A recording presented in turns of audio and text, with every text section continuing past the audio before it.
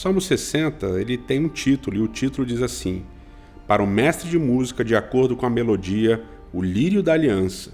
Didático, poema epigráfico davídico, quando Davi combateu Arã-Naarim e Arã-Zobá, e quando Joabe voltou e feriu 12.000 edomitas no Vale do Sal.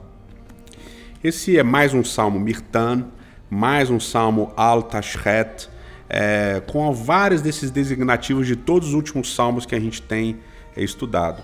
E esse é um salmo que apresenta também um contexto histórico, que remete a gente à história que aparece lá no livro de 2 Samuel, capítulo 10, que é uma guerra de Davi e do povo de Israel contra os amonitas. Se você for ler a história, é uma história meio bizarra como ela vai se desdobrando.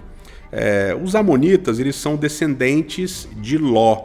Ló teve 2 filhos, Moabe e Amon. E os moabitas e os amonitas, então, são descendentes de Ló, portanto, tem um certo relacionamento, já que Ló era sobrinho de Abraão, da onde vêm os israelitas, Abraão, Isaac e Jacó, como você já sabe. Bom, um dos reis dos amonitas, ele morre, e tinha paz entre Davi e os amonitas nessa época.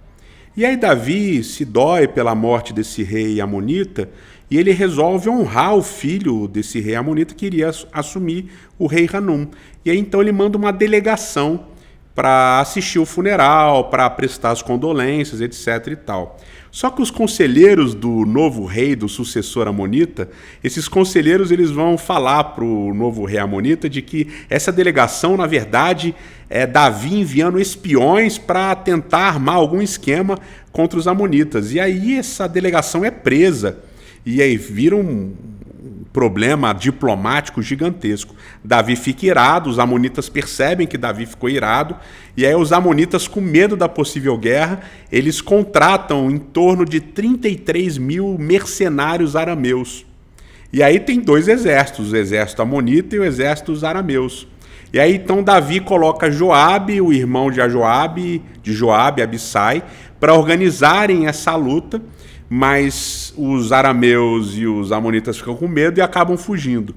Davi reorganiza o exército e os arameus se reorganizam também para uma nova guerra, um novo enfrentamento. E aí Davi e Joabe e Abissai, eles acabam matando cerca de 40.000 soldados, 40.700 soldados nessa batalha de enfrentamento ali.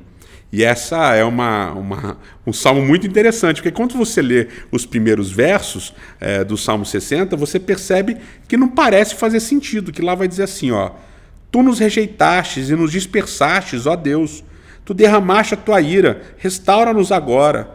Sacudiste a terra e abriste-lhe as fendas, repara suas brechas, pois ameaça desmoronar-se. Fizeste passar o teu povo por tempos difíceis, deste-nos um vinho estonteante. Parece aqui que Davi está reclamando do que aconteceu, mas na verdade foi uma vitória estrondosa.